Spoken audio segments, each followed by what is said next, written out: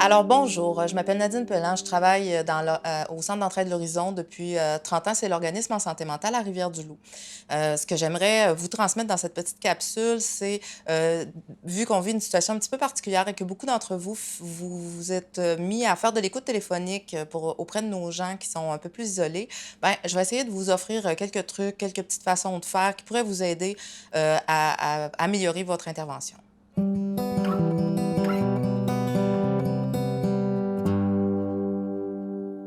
Ce qui serait vraiment aussi très important, c'est de se trouver un petit coin tranquille.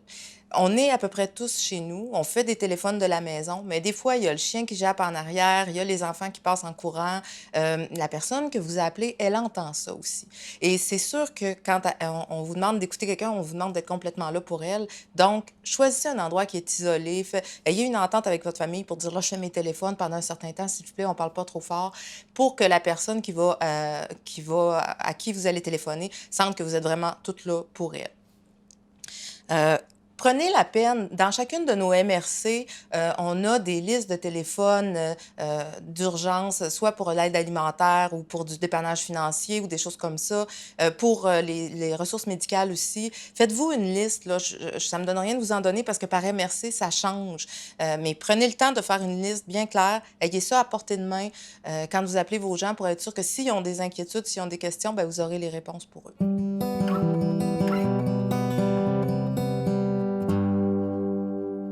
Lors du premier contact, si c'est une nouvelle personne, ben, vous prenez le temps de vous présenter, de dire un peu qui vous êtes, hein, c'est déjà important. Mais au premier contact, posez déjà une question ouverte. Comment ça se passe pour vous dans cette situation-là présentement? Dites pas est-ce que ça va bien. Allez vraiment chercher, laissez de la place pour que la personne elle puisse exprimer comment elle se sent. C'est peut-être des insécurités, c'est peut-être de la colère, c'est peut-être... Recevez tout simplement cette partie-là. C'est un des moments les plus importants du téléphone, c'est d'aller voir comment elle va. Ça va vous permettre, vous, de dire, oh, OK, ça va pas si pire. Ou, attention, j'ai quelques lumières qui s'allument, devrais aller une coche plus loin, poser certaines questions. Ensuite, vous pouvez aller vérifier au niveau de sa sécurité. Comment ça se passe pour elle? C'est une chose. Est-ce qu'elle a des gens autour d'elle? Est-ce qu'elle a assez de nourriture? Est-ce qu'elle est touchée financièrement par la crise présentement? Est-ce qu'elle avait des soins avant? Est-ce que ces soins-là continuent d'être donnés? A-t-elle des rencontres avec des médecins qui ont été annulés? Est-ce qu'elle a un médecin de famille déjà là? On sait qu'il y a une ouverture présentement à avoir des médecins même si ce n'est pas le médecin de famille. Donc, on se renseigne sur tous ces points-là en restant respectueux de ce qu'elle veut bien nous livrer, là, mais on s'assure de sa sécurité. Vérifier si elle a des contacts, s'il y a des gens qui vont la voir, si elle parle à sa famille, est-ce qu'elle a accès à Internet, donc est-ce qu'elle peut faire des échanges vidéo ou des choses comme ça, pour avoir brossé un tableau de où sont ses besoins particulièrement. Vérifier aussi sa qualité de sommeil. Des fois, le niveau d'anxiété peut faire que le sommeil est déficitaire, puis ça, ben, ça aide pas pour le moral non plus, fait qu'on essaie de tout vérifier ça. Si vous voyez pendant cet examen-là, un petit peu, si vous sentez déjà des besoins, c'est le moment où vous pouvez transmettre certaines informations, comme les numéros de téléphone d'urgence ou les numéros du dépannage alimentaire ou ces choses-là. Fait que, et vérifier, quand vous voulez transmettre ces informations-là, est-ce que la personne a ce qu'il faut pour noter? Est-ce qu'elle peut noter? Est-ce que ce serait plus simple d'y envoyer par courriel? Parce qu'on réalise pas, mais il y a des gens qui vont avoir de la misère à prendre un numéro de téléphone en note. Peut-être que vous pouvez offrir, vous, de faire le lien. On favorise que les gens soient autonomes, mais il y a des situations où c'est mieux que ce soit le bénévole qui fasse lui-même le lien, qui appelle la banque alimentaire, par exemple, pour voir s'il peut y avoir un dépannage qui se fait ou des choses comme ça. Vérifiez avec la personne où est son niveau de confort dans tout ça.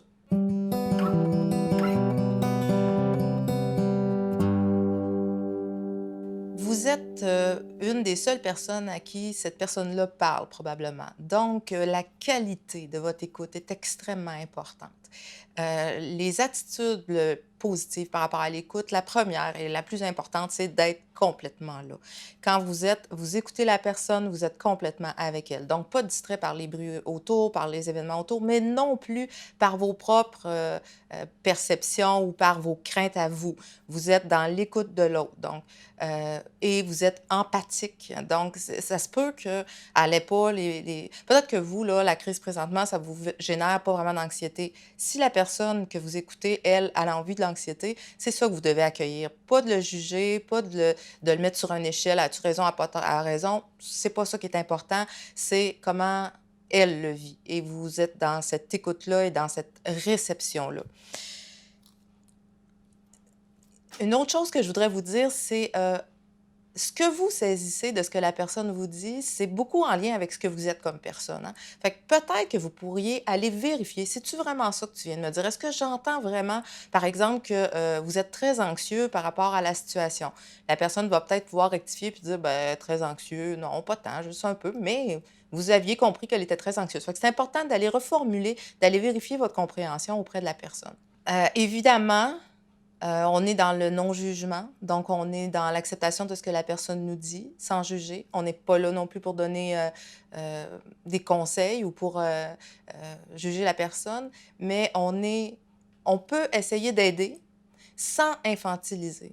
Ce que je veux dire, c'est, oui, on peut offrir notre aide. Est-ce que ça, vous voudriez que je le fasse à votre place? Ça vous aiderait-tu? Peut-être, mais la personne peut-être va dire: «Ben non, là, ça, je suis capable de faire ça». Fait qu'essayez de voir à quel endroit je peux vous aider, mais ne tombez pas dans l'infantilisation. Les personnes sont quand même en mesure d'être autonomes, jusqu'à un certain point. Fait qu'essayez de faire ça avec diplomatie, là, pour voir jusqu'où elle est prête à aller. Si vous aviez 2 mots à retenir pour la qualité de l'écoute, je vous dirais compassion et respect. Parlez à cette personne-là avec compassion, respectez-la comme être humain, soyez à son écoute, disponible pour l'aider.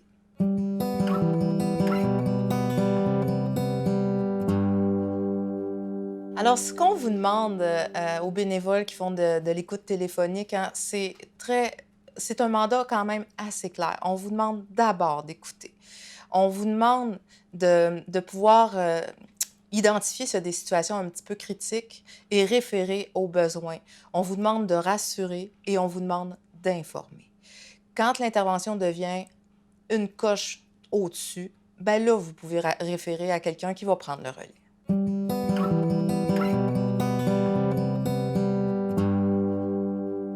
Évidemment, comme dans toute situation, il va y avoir des clients un petit peu plus difficiles. Il y a des gens qui vont dire: «Oh oui, le bénévole peut m'appeler», puis quand, finalement vous allez l'appeler, ben, vous êtes pas si tant les bienvenus que ça, puis ça leur tente peut-être pas nécessairement, puis, ils ont peut-être pas osé le dire à la personne qui leur a proposé. Bref, ils vous reçoivent pas très bien, puis ils ont pas envie d'être aidés. Ben, c'est correct, hein? Je pense que présentement, il y a suffisamment de gens qui ont besoin d'aide, heu, qui en veulent vraiment. On va se concentrer sur eux. S'il y en a qui disent: «Moi, ça me tente pas, appelle-moi plus», c'est correct. Mais avant de raccrocher, faites juste vérifier. «OK, c'est parfait, je te rappellerai plus, il y a pas de trouble, mais est-ce que toi, tu as le numéro de téléphone pour nous rappeler si jamais ça va pas bien?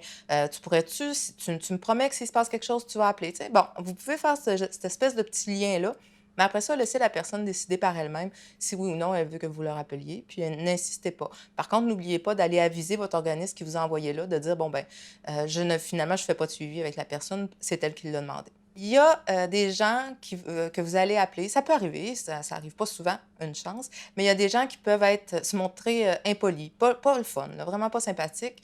Hem, vous savez, vous parlez à leur anxiété à ce moment-là, vous parlez à leur insécurité et eux le manifestent d'une façon, peut-être un petit peu plus, agressive ou moins sympathique. Ce que je vous suggère, c'est de garder votre calme, toujours garder un ton bas, de suggérer qu'on remette le téléphone, c'est peut-être pas le bon moment. Peut-être que si je rappelle plus tard, ça va mieux aller. Hem, N'allez pas, sortir des phrases du genre, «J'ai le droit au respect» ou des ils sont pas en écoute, là. Ils sont pas à ce moment-là en écoute.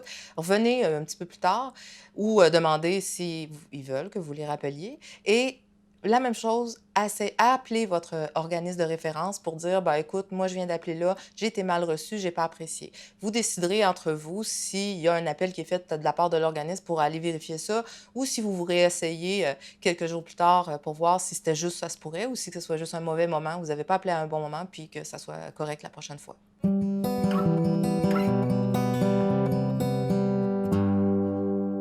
Dans votre, espèce d'examen des besoins au début, là, vous allez peut-être cibler certaines, difficultés particulière chez certaines personnes.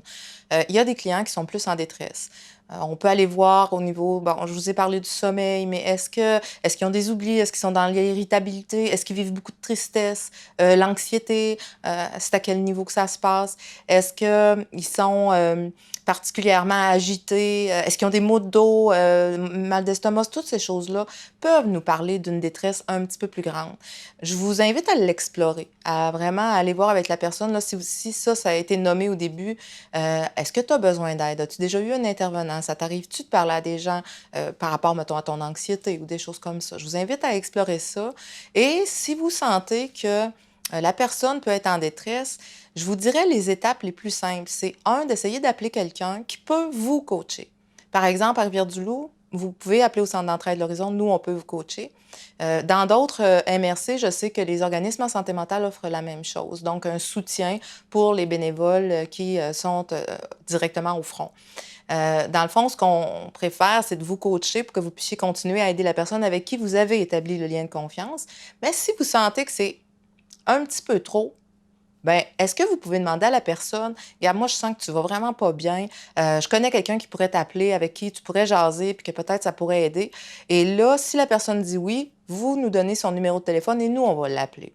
On peut faire ça, que moi, je l'appelle et que vous continuez à l'appeler aussi, ou pendant un temps, ça peut être nous qui prenons le relais, puis quand ça va mieux, on vous la réfère. Ça dépend toujours des situations. Si vous entendez dans la discussion des éléments qui peuvent vous amener à penser que la personne pourrait être suicidaire, avoir des idées suicidaires, je vous demande de le nommer aussi, de dire « je m'inquiète, ce que j'entends, ça me fait vraiment peur. Tu sais qu'il existe le Centre de prévention du suicide, voici les numéros, ayez ces numéros-là proches évidemment, pour ne pas laisser une situation comme celle-là sans filet de sécurité, parce que c'est ces gens-là qu'on ne veut pas échapper. Hein. Donc, c'est important d'être proactif puis de dire « moi, j'entends ça, j'aimerais beaucoup que quelqu'un puisse t'appeler pour en jaser avec toi. Est-ce que tu me permets de donner le numéro de téléphone? »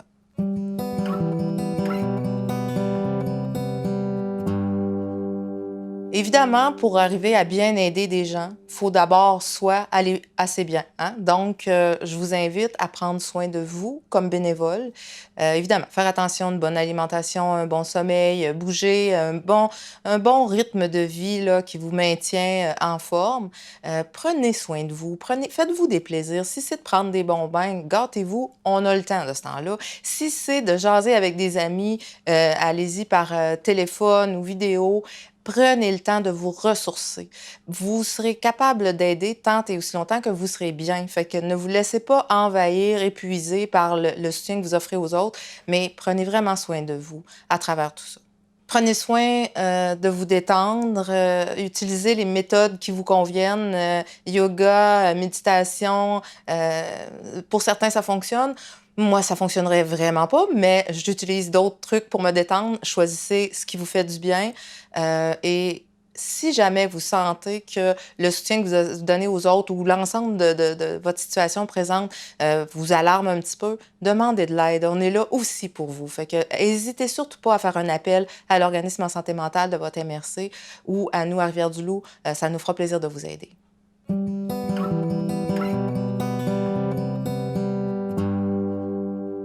J'aimerais terminer en vous disant que votre implication fait une vraie différence dans notre communauté. Vous êtes très précieux pour beaucoup de gens. C'est ce qui nous permet d'assurer un filet de sécurité dans notre communauté et c'est extrêmement apprécié. Merci beaucoup. Je vous invite aussi à regarder sous la vidéo pour aller chercher davantage d'informations et des liens de référence en lien avec ce qu'on s'est parlé aujourd'hui. Je vous remercie beaucoup.